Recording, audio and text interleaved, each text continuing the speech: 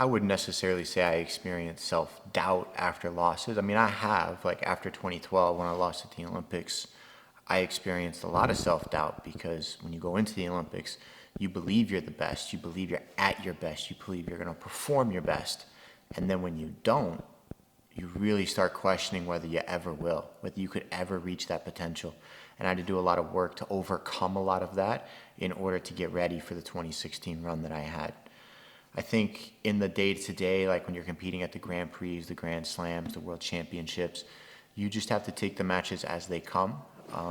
I experienced a lot of frustration with losses because I know what I'm supposed to do to win, but I'm not necessarily doing those things because of my ego, because of, the way the matches were playing out. I got tunnel visioned and I just wanted to do certain things. Sometimes guys would frustrate me a little bit in the matches and I'd be like, you know what? I'm just going to smash this guy. I'd stop transitioning. I'd stop doing nawaz. I'd stop gripping. I'd start throwing haymakers just out of frustration. All tactics go out the window, and then before you know it, you haven't scored. They're up a couple penalties or they're up a score. Clock winds down and you're out. And those are the ones that really hurt the most because you know you're better than this player, but you didn't perform to the best of your ability. And those are the ones that really sting and the ones that you really regret. And those are the ones you really got to try to outperform your own self and making sure you're truly focused. But there's also the other side of losses too, because some losses are just comical. They're like, I can't even be upset that this just happened. I remember I was fighting for a bronze medal at the Russian Grand Slam one year, and I was fighting a Russian, and I laid him out with a standing sail. I thought it was Ippon.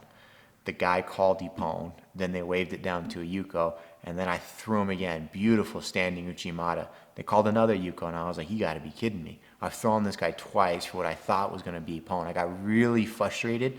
30 seconds to go, I went after him, I tried to throw him. Russian threw me for Ippon. I lost the bronze medal. I wasn't even upset. I was just like, you know what? I'm over this. Let's just go get some dinner.